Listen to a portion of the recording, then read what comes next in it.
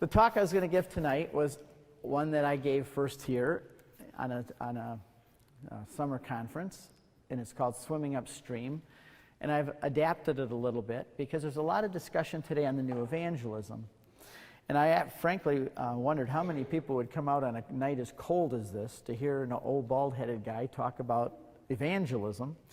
But I think it's more than that, and it's about how do we live in this culture today. And I'm very, very impressed with the students at Steubenville, especially when I came in tonight and I saw a whole line of people coming in for confession. That doesn't happen even in a parish. There's more people lined up for confession here tonight than there is for a parish. Many parishes that have 5,000 members. If you go there on a Saturday afternoon, there's only 1 or 2 or 3 maybe. And that's very impressive to me, so I'm very impressed with the students that come here.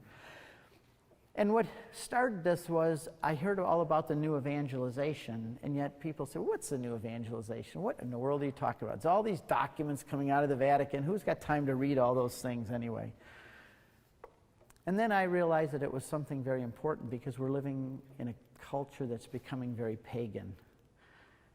My parents lived in a very different culture than we live in. My mom and dad, my dad just died 4 months ago.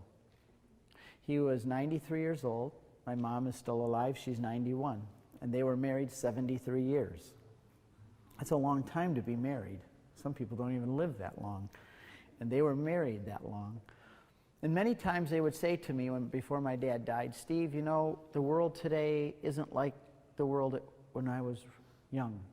I don't even recognize our country anymore. Never in the million years would we have ever thought that there would be such a thing as abortion that would be accepted. Not only accepted, but that the government would make it legal and then expect us to pay for it. She said, I can't even believe that people accept contraception and abortion and these things that in our day were not even things that you would discuss in polite public. And thinking that 2 men would supposedly get married, although there's no such thing as 2 men getting married, because marriage is between a man and a woman, so 2 men can't get married, nor can 2 women, nor can a man with his dog. But the fact is, my parents said, how in the world did our world change so fast?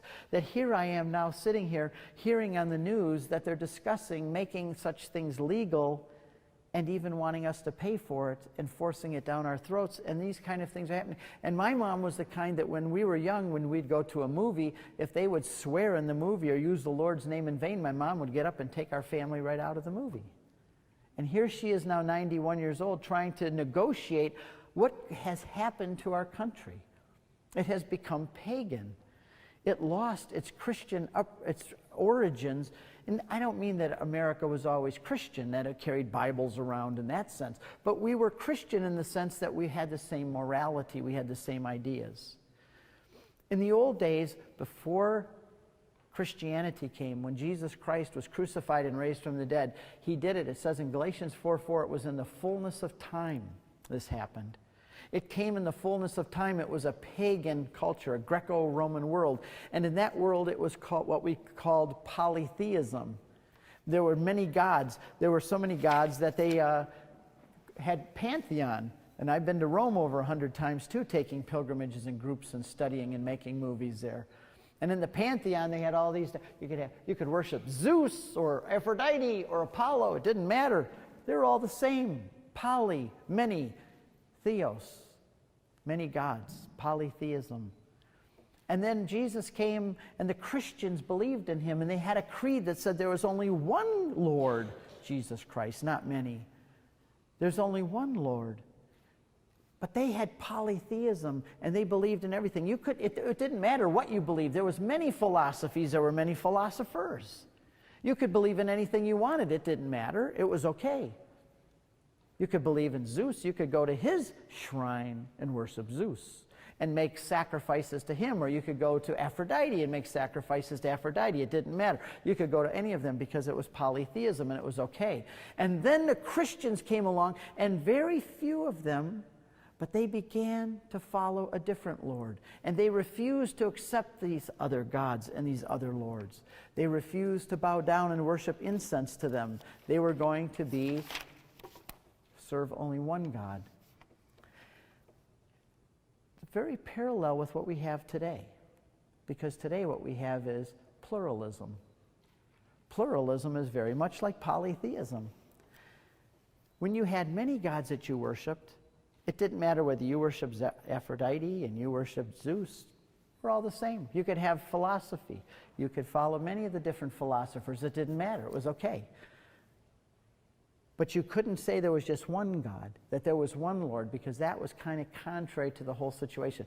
Well, the early Christians, they turned the whole world upside down for Jesus Christ. And they weren't rich people or wealthy people. They were not well-known people or noble people. In fact, Paul says, "Consider your call, brethren, that not many of you were wise according to worldly standards. Not many were powerful. Not many were of noble birth.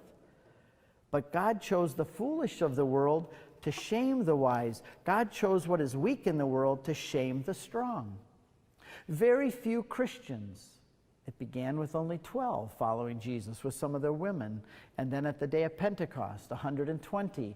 And then when they preached, 3,000 were added that day. And then they preached more and further, and another 1,000 here and another 1,000 there. And then Paul came along and the gospel spread. But it was still very small. They didn't have Twitter. They didn't have Facebook. They didn't have Catholic radio and television. They couldn't go to the emperor's palace and protest his policies. They couldn't have open-air stadiums like Billy Graham has done so often. They couldn't have EWTN where they would preach the gospel all over. And now, thankfully, there's even Catholic street evangelism. I love it because some of my friends are doing this. There's about 20 or 30 cities now where they're doing street evangelism, a bunch of my friends, where Catholics are actually going out and preaching and teaching in the streets with people.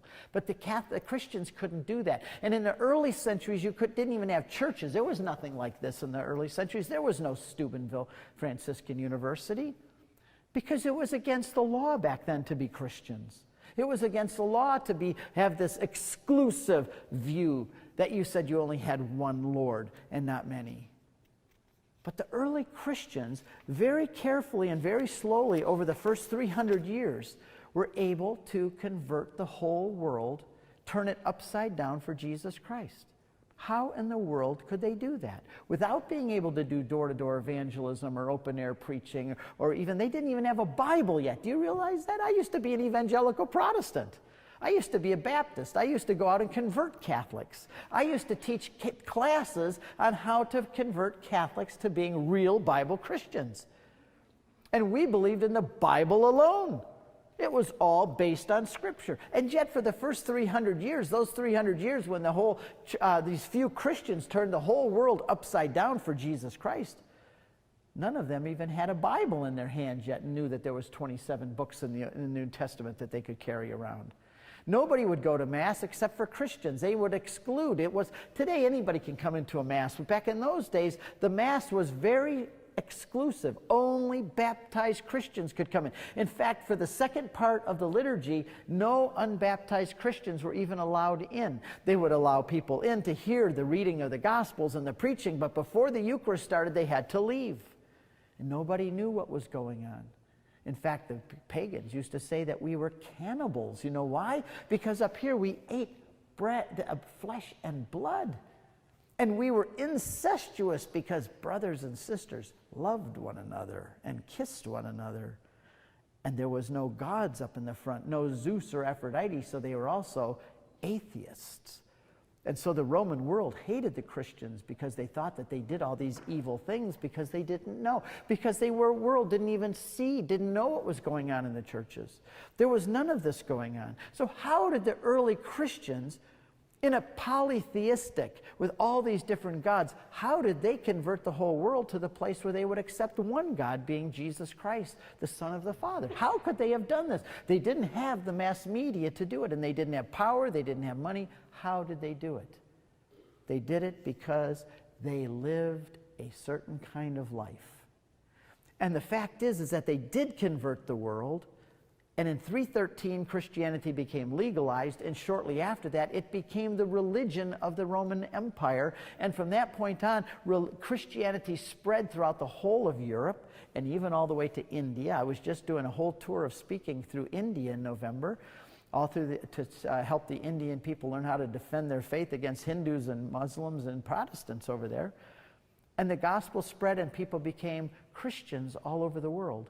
And for 1,700 years, we had a Christian culture in the West. All of you are here, and your parents were here because of what the early Christians did. They laid the foundation, they laid the groundwork, they turned this whole Western world into a Christian culture. Universities were started because of Christianity. Hospitals. Now, I'll tell you, even today, you go to Muslim countries, they don't have the hospitals and the universities we do. You give Muslims money, they don't build hospitals, university, or schools, they build more mosques. And I know this because I spend a lot of my time in Muslim countries and I have a lot of friends there. It's the Christians who did these things.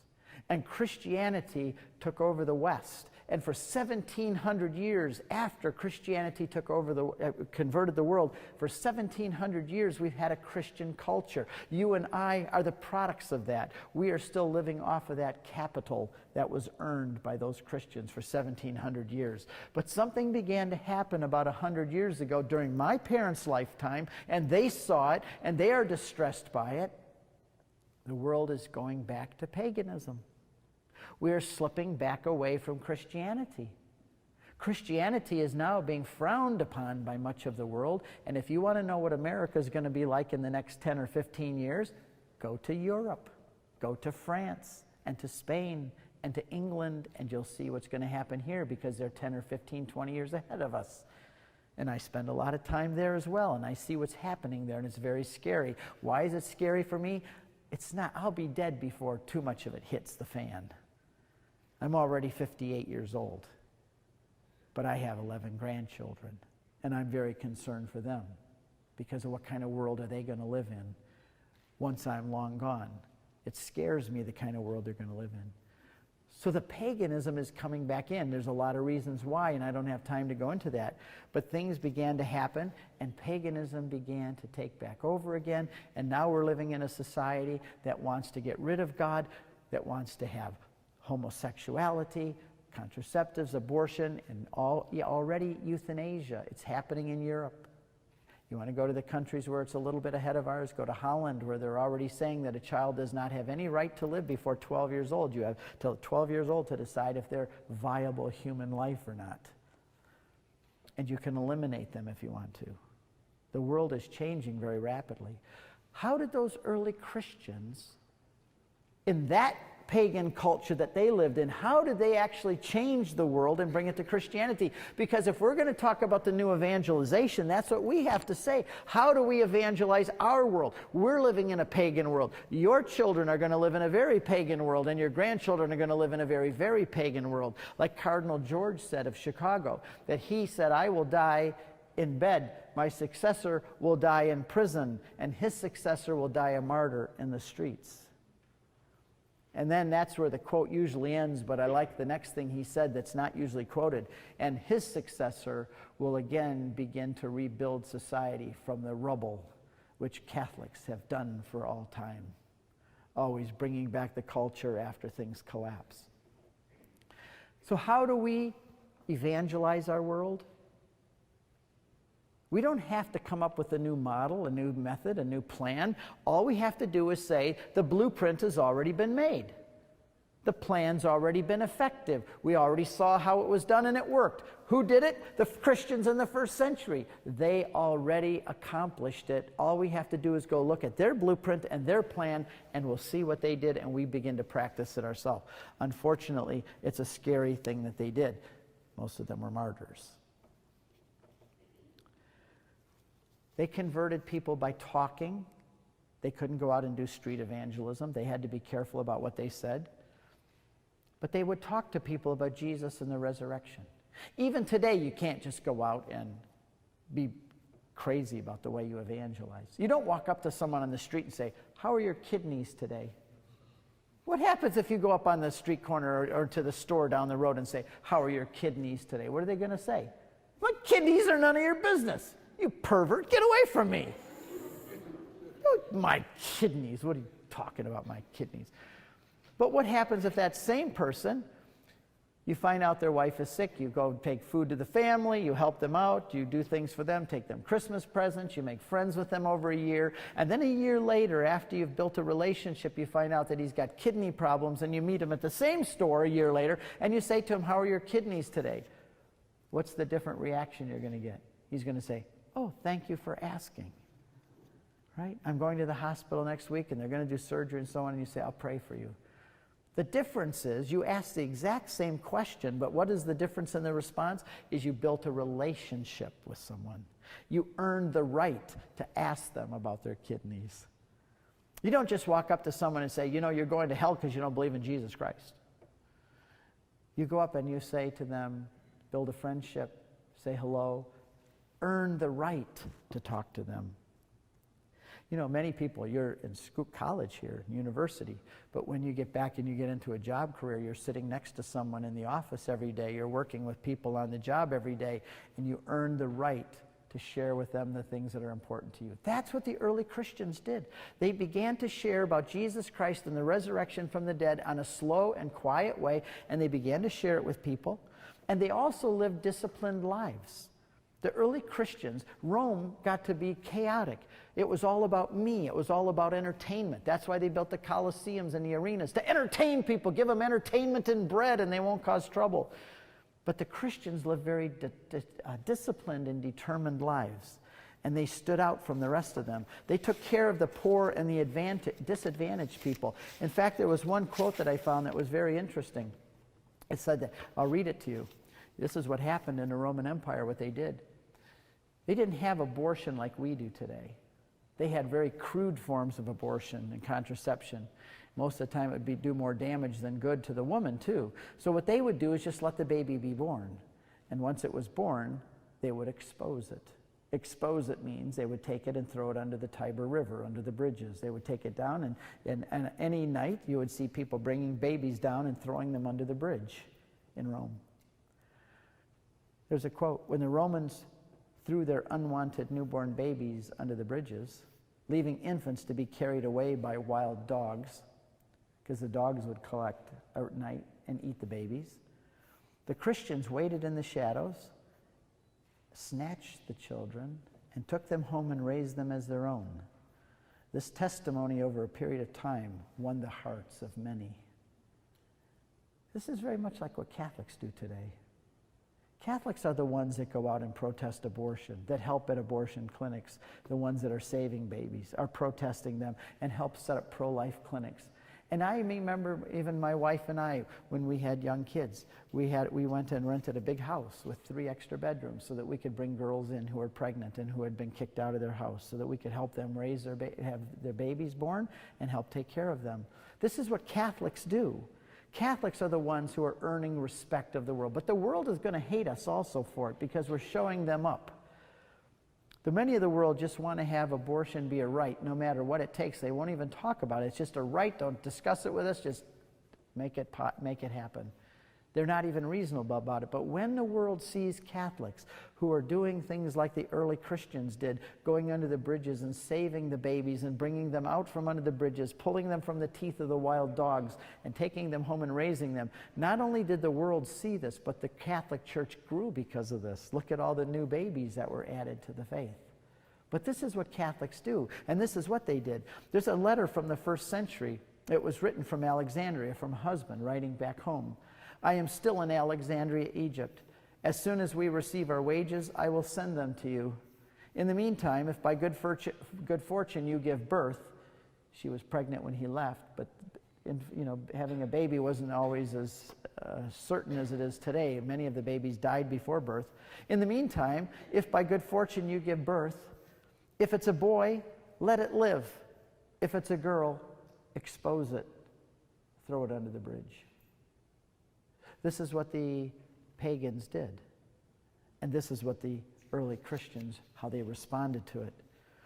There were gods back then, even like the time in ancient Israel. When I take our groups to the Holy Land, which I take Fransiscan, and May 15th we're going to be going, we're going to go to Caesarea Philippi, and there's a cave. And that cave is where Jesus said to Peter at this big rock, "You are rock, and on this rock I'll build my church, and the gates of hell will not prevail against you." And that cave was called the gates of hell. This is so interesting when you read the Bible and you read it on location in the Holy Land, that you see that the Bible is so much richer. It kind of pops into technicolor. He says that you are rock, and on this rock I'll build my church, and the gates of hell will not prevail against it. He said that right in front of a huge rock, and in that rock was a cave called the gates of hell, which is why he took them all the way up there to say that. And the pagans used to go and throw living sacrifices into that cave because there was water in the bottom, and there was no bottom. They would take a string with a rock and drop it down, down, down. They could never find the bottom of the water, so they called it the entrance to the netherworld, the place where the gods live underneath the land of the dead. And they would bring their infants, and they would throw their infants into that water. And then they would come back out at the other side to see if the water that flowed out from under that rock had blood in it. If there was no blood, it meant the gods had accepted their sacrifice. But if there was blood, it meant that the gods had rejected the sacrifice that they gave. It was the same during the time of Israel. There was gods called Chemosh and Moloch, and they would bring their infants. The god Moloch was a big pot-belly stove god. It was like made of cast iron. It was like a big stove. And there was a big hole in its belly where they'd build a fire. And then it had big eyes where the smoke would come belching out. And it had arms like this. And the arms were at an angle so that the baby could roll down into the belly. And they would build a fire in this cast iron god until it was red hot and steaming red hot. And then they would bring their babies. And they would say, "Oh God, Moloch, we are here today to ask for your favor. We ask for your blessings. We are bringing you our best, and we ask you for your best. We pray for rains, for a good harvest, so that we may be rich and plentiful, and that we may have prosperity." And then the father, to the sound of musics and flutes and drums playing, would lay his baby in the arms of Moloch, and it would go like a steak hitting a grill. And then he'd push the baby, and it'd roll down the arms into the belly, and the music and the throbbing, pulsing drums and flutes would cover the screams of the baby as it died in the belly of Moloch. And then the father would step back and say, "Oh God, Moloch, I've given you my best. I now pray that you will give us your best, a good harvest, and make us wealthy this year." They'd give their firstborn son. Do you know in America we still have the god Moloch? People don't know it, but the god Moloch is in every city in America. But we have a new name for Moloch today. It's called abortion. Where Americans are willing to bring their babies, their firstborn, their thirdborn, whatever, and they bring it to the god abortion and say, "Take this away from us so that we can have prosperity, so that we don't have to pay for another baby. We don't have to have the inconvenience of another child. We don't want this baby. We want wealth and prosperity and freedom. Here's our child." How long can God tolerate a country that has the god Moloch still today? Not only is it just practiced behind the scenes and in alleyways, today it's practiced by the very government, a new president that's been elected, who's going to do everything he can in the next 4 years to push this agenda and make it more legal and more that we have to pay for it. Frankly, I refuse. I protest. Many died for their faith in the early Christian times. When Jesus said, "You will be my witnesses," do you know what the Greek word for witnesses is? The Greek word is martus. What word do you think we get in English from the word martus? Martyr. Jesus said, "You will be my martyrs, my witnesses." We think that it means that we witness for Jesus Christ simply with our mouth. Like we see an accident on the street, we go to the police and we give a witness, we testify to what we saw. But Jesus is saying that you will give witnesses, many of you with your mouth, with your testimony, with your words. But there are many others of you who will give testimony by being martus, a witness, with your very blood. The first 30 popes died as martyrs. They knew when they became popes that they were probably going to die. I've had the opportunity to speak to seminarians all over the world. I spoke to 800 of them in India. I spoke to a lot of them in the Philippines.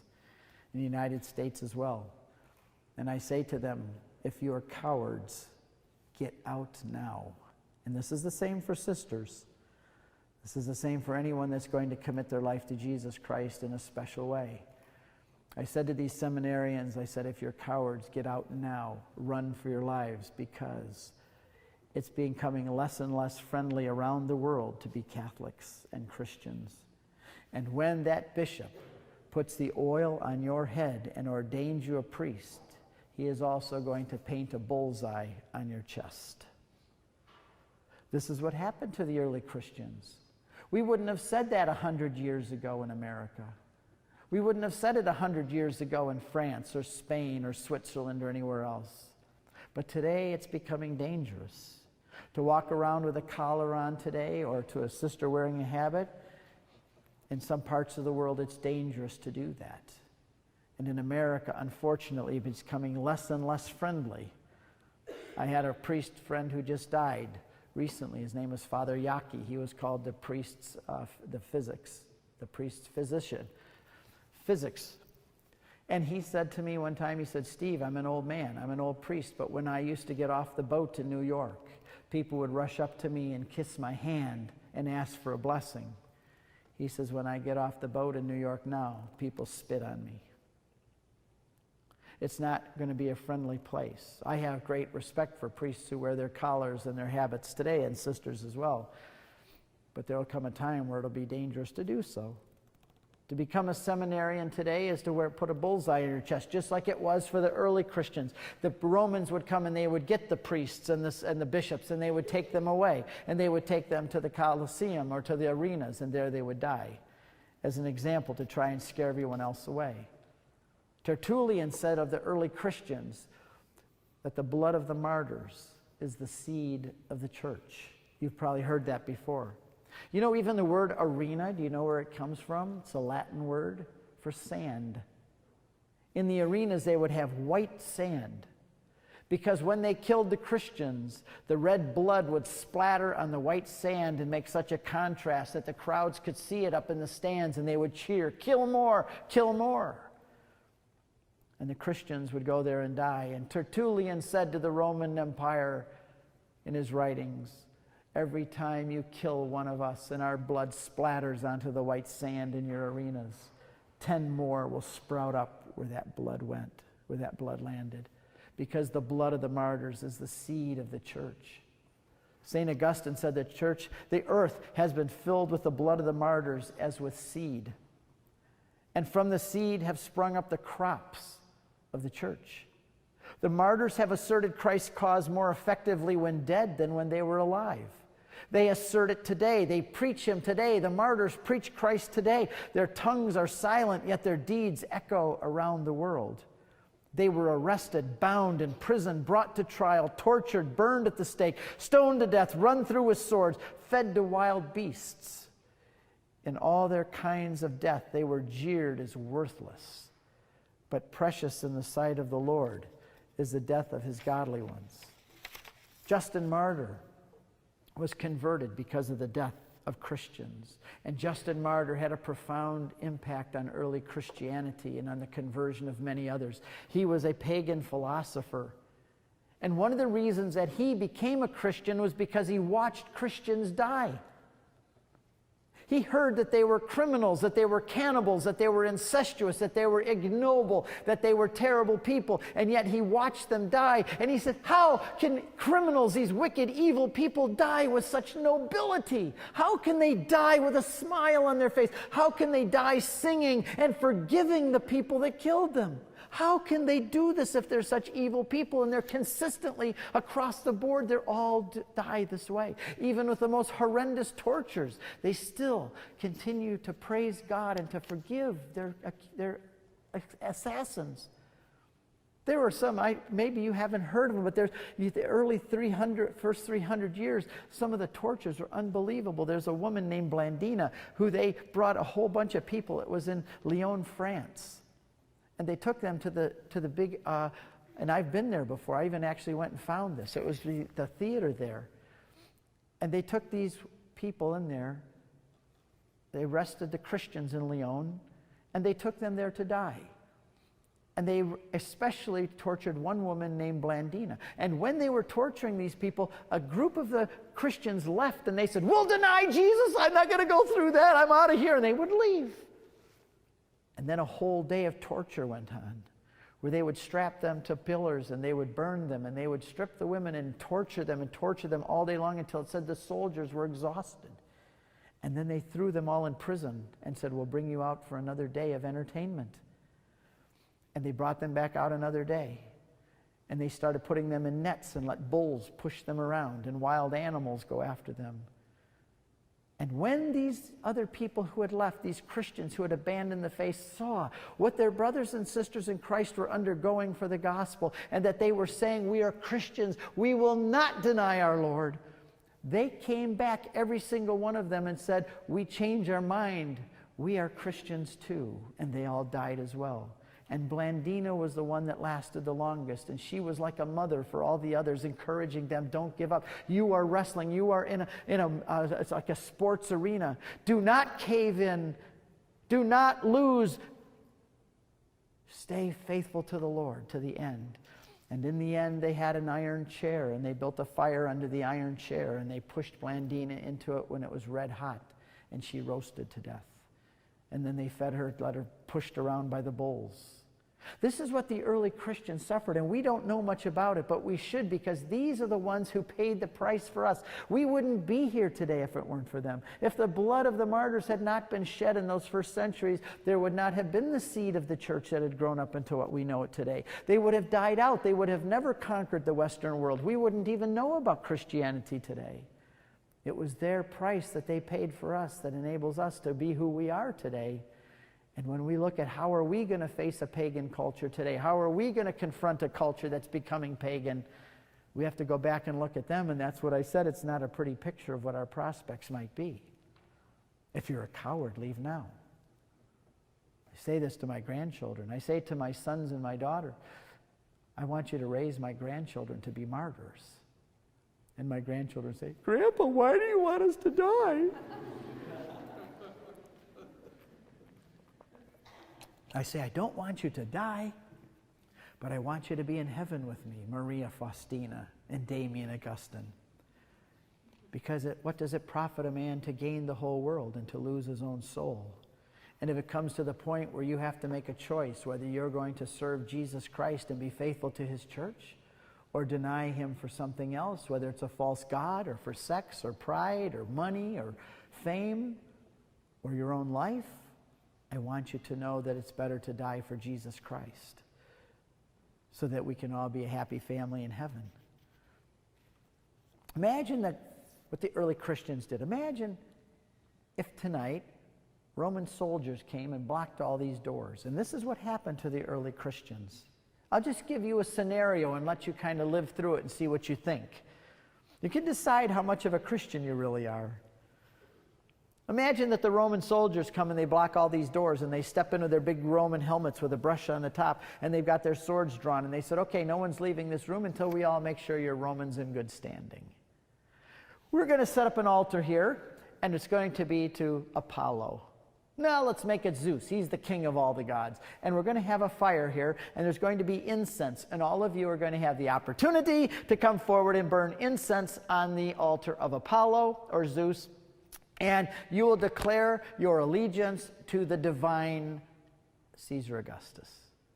The emperor was considered to be God. He came down from heaven. He was divine. And that was the glue that held the Roman Empire together. You could believe in any of the gods you wanted, but you had to agree that Caesar was the Lord, and you had to acknowledge him as the Lord and divinity. And the way you would do it is by coming forward and burning incense to the genius of the emperor. And when you did, you would be given a certificate of being a Roman in good standing, and you could leave tomorrow and go back and see your family, go back to your classes, and your parents could go back to work wherever they work. However, if you refuse to do this, there are other consequences. But we weren't going to talk about that right now. Pretend I'm the Roman centurion, and I'm up in the front, and I say, okay, we have the altar set. The coals are burning. All of you come forward, just kind of like you do in your church services. You know, when we have the ushers, and you all come row at a time, row at a time. All of you come up, and you will burn incense here, and we'll give you a certificate of good standing as a Roman citizen. Why aren't you getting up? You're all staying in your seats. I said to get up and come forward and burn incense. Oh, so you're some of those stubborn Christians. I'm going to make it easy for you. You could cross your fingers. Put them behind your back. I don't even have to see it. You don't have to believe it. Cross your fingers and you can still come up and burn incense. Oh, now maybe some of you will consider coming up and burning this. You'll say, well, I'm a student at Fransiscan. I'm about ready to graduate. I can't waste all my parents' money and just lose my head like this. I'm a responsible person. I can't be irresponsible with my head. Oh, well, I'll tell you what. If you're not going to come up even with your fingers crossed, well, maybe some of you would. Sister back here might stop you and say, wait, before you go up. Let me tell you, wait. Father back here will do the same. Before you go up and burn incense to there, remember what Jesus said. Have no other gods before me. If you deny me before men, I will deny you before my Father in heaven. And what does it profit a man to gain the whole world and lose his soul? So then all of you go back and sit down and take the sister's good advice. Well then, says the Roman centurion, I know how to deal with people like you. We're going to set up another altar over here, except it's not going to be an altar. It's going to be a chopping block. Brutus! The 300-pound executioner comes in with his 100-pound sword, draws it out of his sheath, and he comes over here. And they say, you now have a choice. You have 5 seconds to make up your mind whether you come up and burn incense to the Caesar or you come over here and get your head chopped off. Let me ask you, if that decision was pushed on you today like it was to the early Christians time and time again, what would you decide? Ask yourself what line you would get into right now. Would you walk out of here with your fingers crossed and deny the Lord? I'll go to confession next Saturday. Or would you come over here and lose your head and gain eternal life? We in America haven't been forced to make decisions like that. But people all over the world have. If you live in a Muslim country, you have to make those kind of decisions. If you live in China, you have to make those decisions. If you lived in Rome, you have to make those decisions. And it's coming to a city near you. Maybe not in the next 10 or 15 years. But I'll tell you what, if you look at the timeline of history and the way things are going, I am not very optimistic.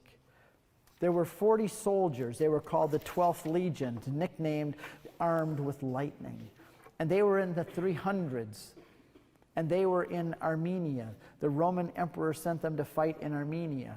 And I'm just going to read this the way the story goes. When the great army was sent to fight in faraway Armenia, no soldiers were braver or more noble and loyal than this band of soldiers called the 12th Legion. And this is a true story. There's actually a chapel built to them in the Church of the Holy Sepulchre in Israel, in Jerusalem. But news reached Emperor Licinius that many of the Roman soldiers had accepted Christianity. A decree was dispatched, if there be among you soldiers who cling to the faith of the Christians, and that was a curse word, by the way, at the time, they must die. The prefect called the soldiers together and asked, are any among you Christians? Hoping none would come forward. But 40 soldiers stepped forward and stood at attention. They were the best and the fiercest of the warriors. He was not expecting so many. He demanded that they deny Christ and offer sacrifices to the pagan gods. They refused. Not a single one would deny Jesus Christ. Finally, the prefect said, the decree of the emperor must be obeyed. I order you to strip and march out onto the ice to the center of the lake. In the meantime, fires were built along the shore with tubs of warm water to entice the men to deny their faith and to go get in the warm tubs. Imagine tonight if you were stripped naked and sent out onto a lake, and they had a fire there with a warm tub, and you could come back in and go on there. This is what happened to these guys. The 40 soldiers were stripped of their clothes, their swords were thrown aside, and they were marched out onto the lake of ice.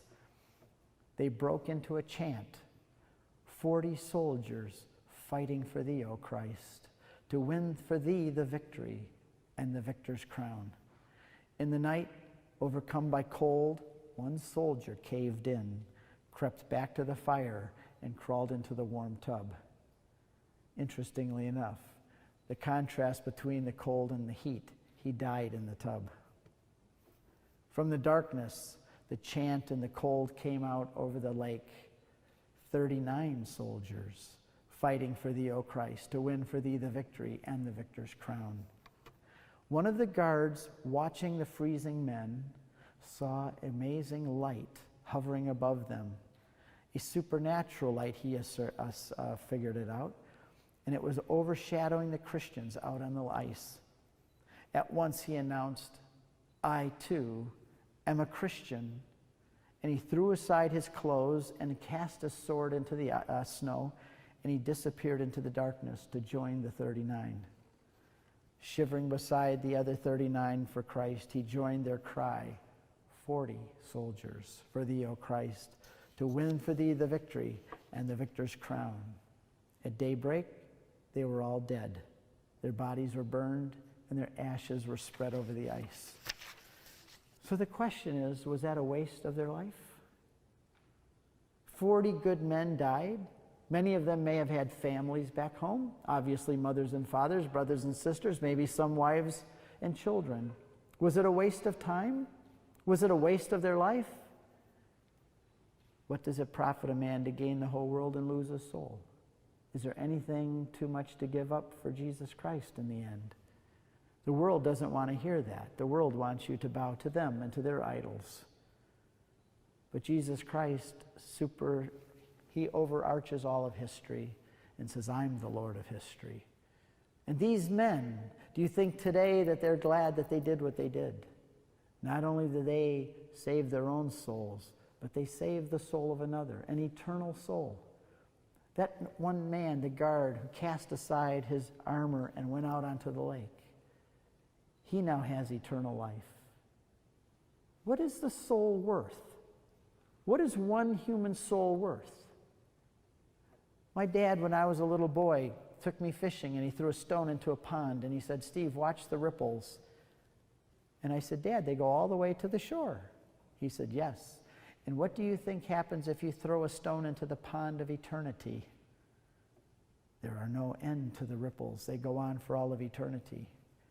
One man, his soul was saved because of the other 39's commitment to Jesus Christ.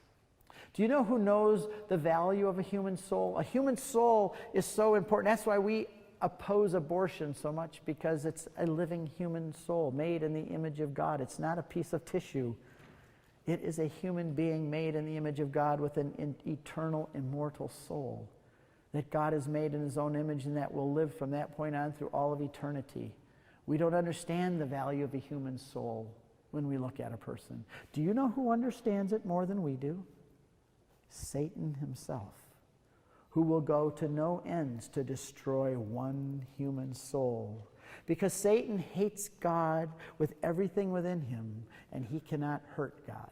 He cannot touch God. He would love to kill God, but he can't even touch him. It's not an equal fight between God and the devil. God is eternal, immortal, the only God. Satan is only a creation.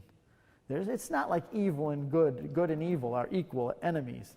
God is God, and the devil is simply a finite creature, and he would love to kill God, but he cannot hurt God. How can Satan hurt God? Only one way: by killing and hurting what God loves.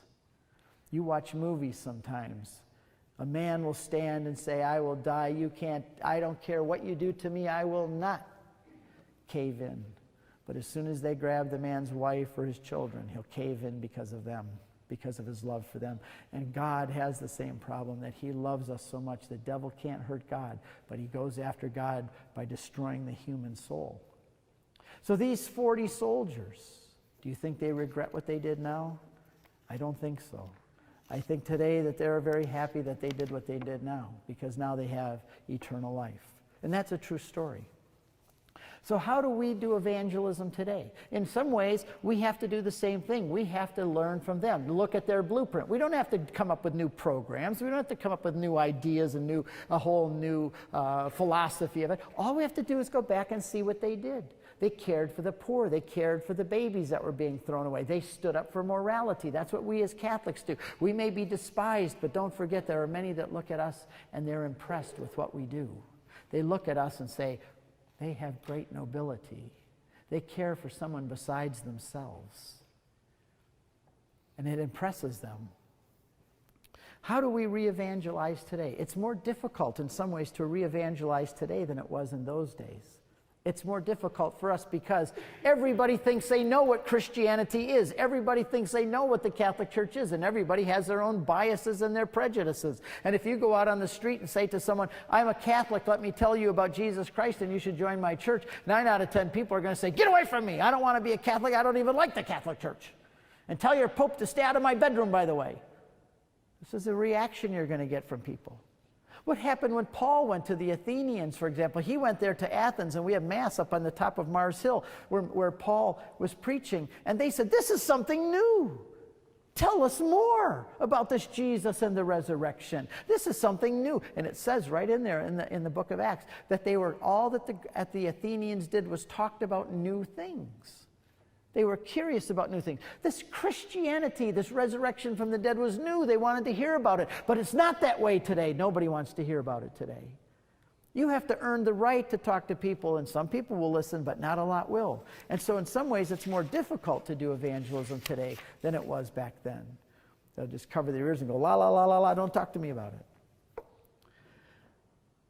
There's a lot of problems in the world today. And we as Catholics, I think we have the answers. I think we have the answers, and we have proved it for the last 2,000 years. Through every kind of culture, through every kind of government, through every kind of dictatorship or democracy, we have survived, and we have brought the answer, and we have brought life to people. But not everyone wants to hear it. Real soon, I think, isn't it just a day or two, there's going to be the March for Life. I went to the March for Life in San Francisco once. Have any of you ever done that? In San Francisco? Do you remember those people walking on the right-hand side of you? I went along all the way telling all of them telling them what they really were. Everybody says, no, Mr. Ray, you're supposed to just pray. I said, no, somebody needs to tell those people that they're crazy. Somebody needs to tell them that they're wrong. So I did all the way along, because they're on the other side. There's a barrier. And on the other side of that barrier, there are some of the strangest people you'd ever want to meet in your life. They don't represent normal America, but they represent what America is becoming and what America is celebrating on television and everything else, with all of the homosexual and the deviant lifestyles and the perversions. These people are celebrating that, and there's a wall, a barrier, and they're all going along taunting the Catholics and saying, keep your rosaries off our ovaries and all this, and yelling and cursing, and they're half dressed, and they're the weirdest people you've ever want to see in your life. One of them said to me, there's a good thing there's a wall between you and me. And I said, no, you're the one that's lucky there's a wall. These people are praying, and I'm praying too, but I'm not as pious as some of them. But we're in for a tough time in the future. So what do we do? How do we prepare ourselves to evangelize the world? Well, I'm preaching to the choir here. You're here at Stubenville. I saw the line at confession out here. They even had to shut it down because there wasn't enough time to go all to confession. Our parish, I go to Ann Arbor, Michigan. We have 23 men from our parish in the seminary. From one parish, 23 men. We have 5 confession lines a day. I think that the way we begin is by doing exactly what you're doing. Stay close to the Lord. Go to confession. Keep your life right. And make sure that Jesus Christ knows that you're number one in your life, that He's number one. That you devote yourself to that. Find a spouse. Do whatever you're doing in your life. Focus on Jesus Christ and the Catholic Church, and be loyal to that, because without that, we're out without a rudder. And I also have a skull on my desk. And it's a real human skull. And my kids, they would bring their friends over, and their friends would, it's right by the front door. They'd come in, and I'd be writing my books and things, and there's a skull there. And they said to what's your dad got that skull on the desk for? And my kids would say, oh, well, the skull talks to my dad. And they said, what do you mean the skull talks to your dad? And he said, go in and ask him. He'll tell you. So the kids, their friends would come in and say, Mr. Ray, yes, what does the skull say to you? I said, it has hollow eyes and a hollow nose, and there's nothing inside its skull. And every morning it says to me when I come down and start my work in the morning, Steve Ray, In 30 years, you're going to look just like me.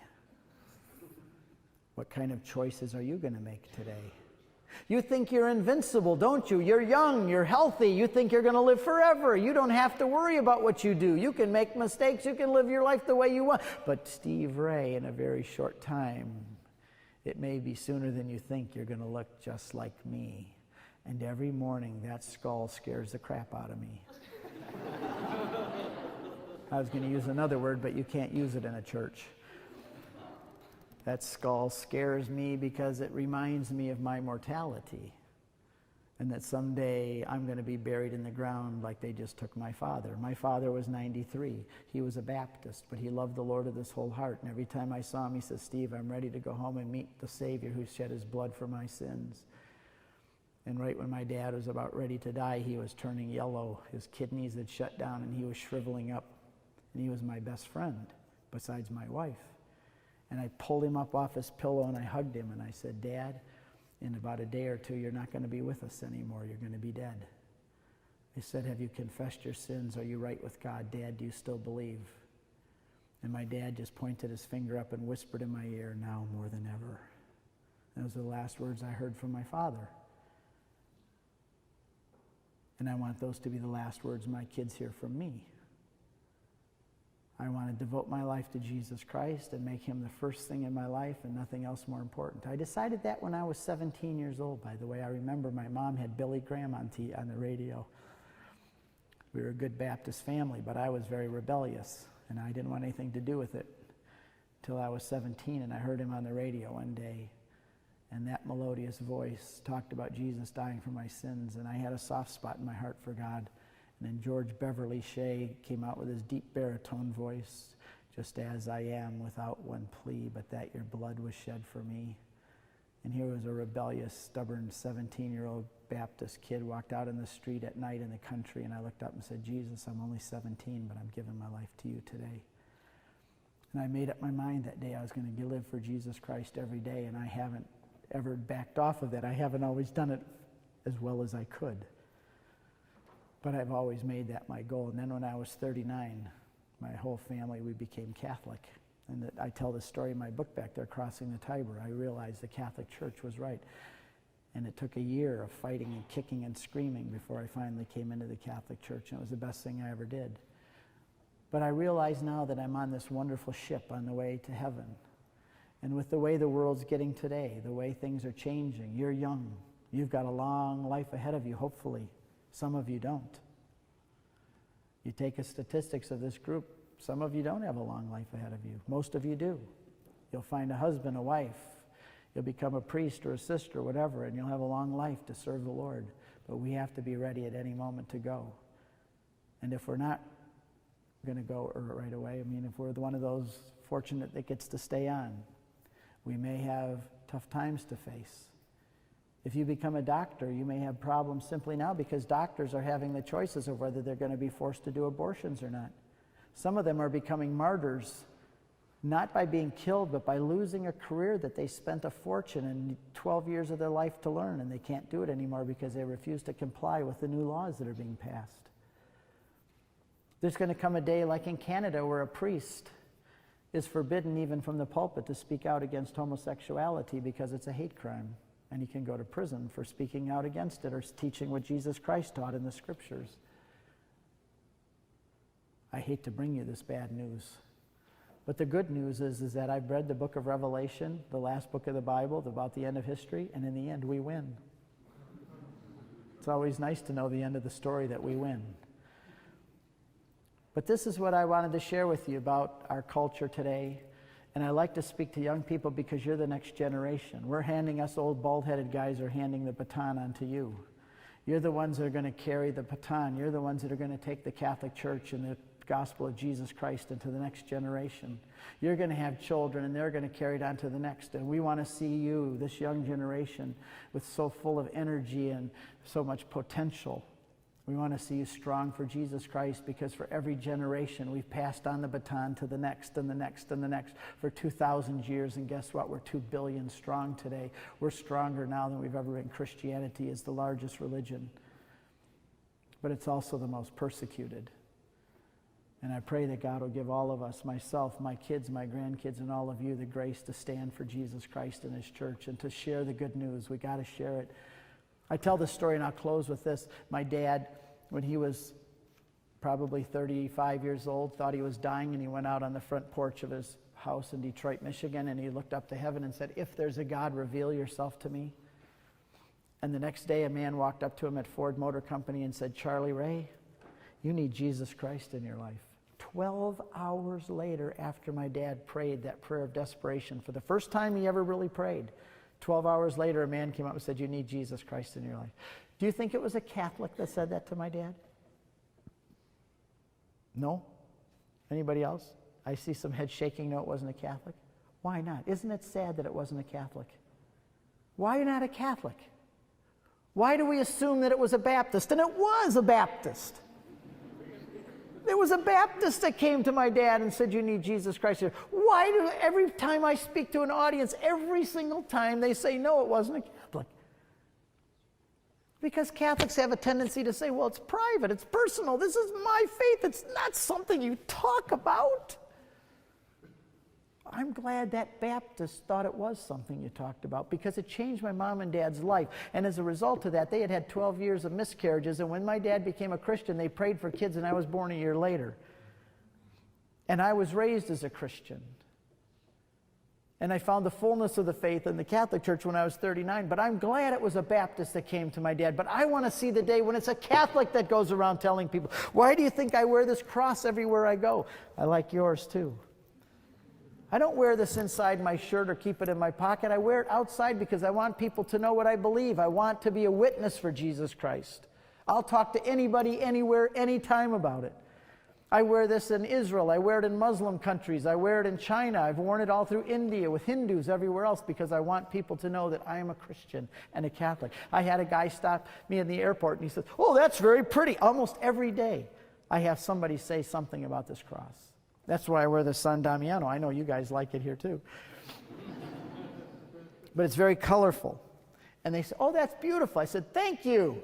I wear it proudly as a Catholic. I said it yesterday on the airplane. A guy said, "That's beautiful." I said, "Well, thank you. I wear it proudly as a Catholic."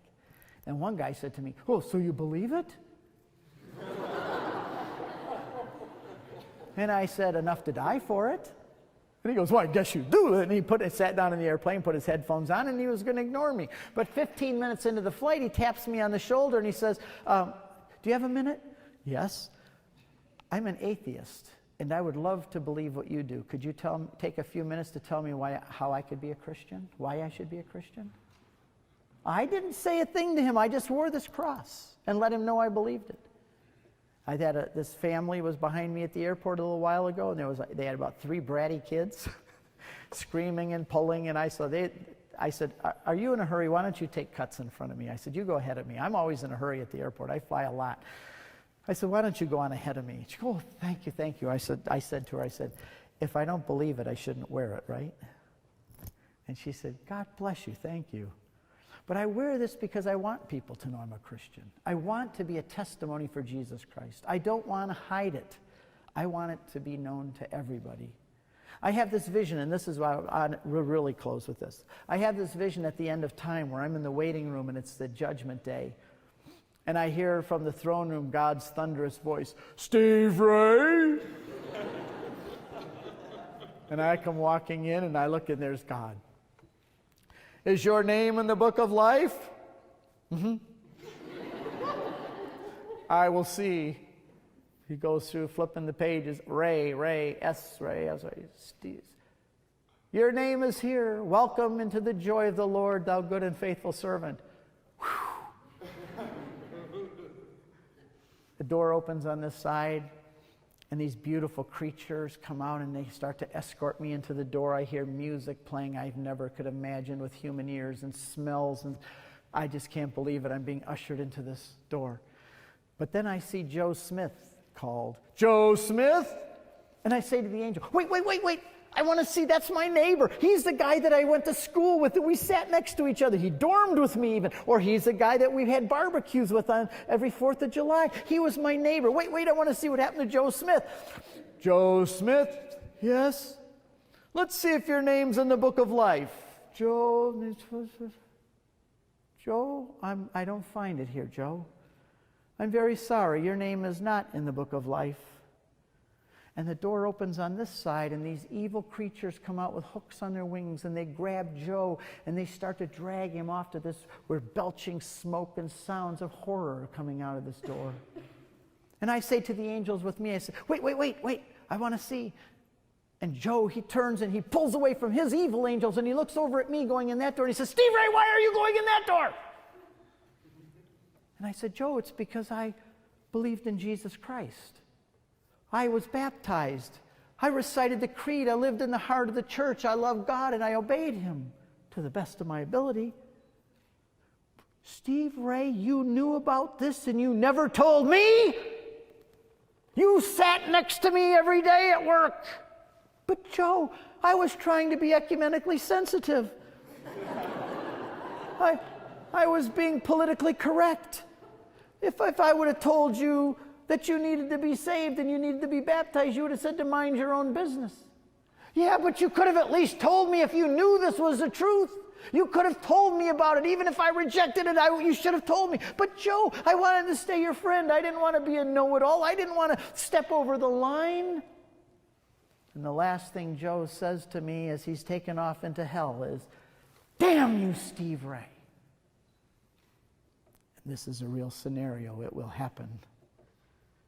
And I've pledged to the best of my ability, my wife and my family, that I don't want anybody to point the finger at me and say, damn you, Steve Ray, for not telling me about Jesus Christ. And I pledge my entire life, no matter where I am, to be a witness for Jesus Christ, to do the new evangelism, even if it means someday I have to die for it. I hope I don't. I don't like pain. I don't even like getting sick. I've said to my wife, I wish I could just die when I had this. I'm not good at pain, but I know that if the time comes, I pray that God will give me the grace and the mercy to do it. But I've pledged my life to follow Jesus Christ no matter what, even if it means dying for him and raise my children to do the same. And I encourage all of you to prepare for the new evangelism, to love Jesus, to learn what you're learning here, and to take what you're learning here out into the world. I love what I see when I go to parishes all over the world. There are DREs and priests everywhere. So where'd you go to school? Stubenville. I love that. It's a great place. Somebody loves you to send you here. God bless you all. It's nice being with you.